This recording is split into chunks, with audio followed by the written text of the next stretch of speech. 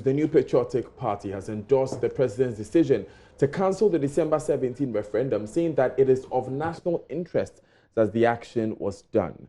General Secretary of the party, John Boedu, today blamed the NDC flag bearer, John Dramani Mahama, for putting party interest ahead of national one in the intended process. The referendum was scheduled to amend Article 55(3) of the Constitution to enable or disable political parties from local level elections. Speaking on the matter of cancellation broadcast, John Boedu in a news conference today insisted that the NPP still hopes a consensus is reached soon. The president broadcast to the nation yesterday. For us as a New Patriotic Party, we are saddened that His Excellency the President of the Republic has given no choice but to issue instructions for the withdrawal of the proposed amendment of Article 2431 and 553 of the 1992 Constitution, which will have seen the benefits of multi-party democracy being extended to the local government level. We are, however, encouraged by the assurance last night that the President and his government are not giving up on this important search for a consensus for as long as the New Patriotic Party remains in office. It is not a secret that the system is silently mutating to multi-party participation as aspirants to assemblies rely on the mobilization, logistical, technical, and financial skills of parties to fight election to the assemblies. Nonetheless, given the NDC's unpredictable and indecisive leadership, the NPP supports the president's approach to withdraw the bills whilst the conversation goes on. It is in the national interest that the conversation goes on. His Excellency the President certainly deserves a lot of commendation for maintaining the need to secure true multi-party democratic practice in Ghana by agreeing, among other things, to devolve part of his appointive power back to the people in order to fully democratize the nation's local governance regime and thus strengthen decentralization.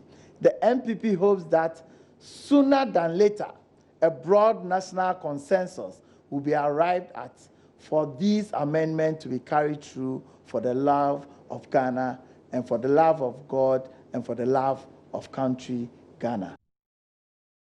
John Boedu further attacked the leading opposition party, the National Democratic Congress, for what he calls a betrayal of the Ghanaian people.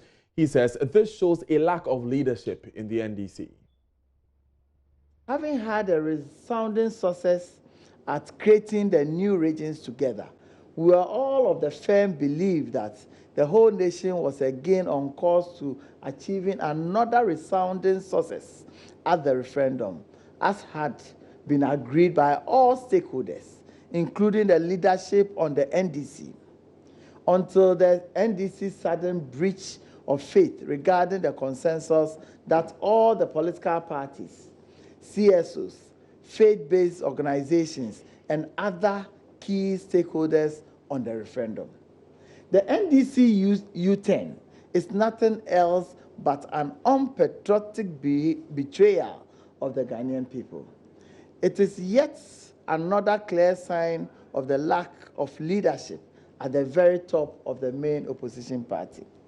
The leader and 2020 presidential candidate of the NDC, John Mahama, has once again lived up to his own prescription of himself in his autobiography, Indecisive. He cannot take a decision and stick to it. John Mahama is not a leader because he does not stick to principles and cannot make up his mind even on what is good for his country. He told President Akufo-Addo in the presence of President Rawlings and Kufuor in April 2017 that he was in full support of the reforms that were going to be introduced, that is, multi-party democracy to the local government system. Then he was not the leader of the NDC, obviously.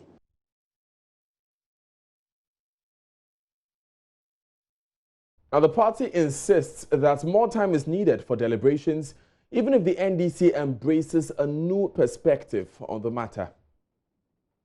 The NDC tomorrow comes up wholeheartedly and not exhibit the behavior they exhibited over the period, particularly after October 25, that they wholly support it with other consequential clauses. Mind you, you cannot change consequential clauses even if it is not entrenched within 3 days. It takes 3 months, 10 days to be able to take that through.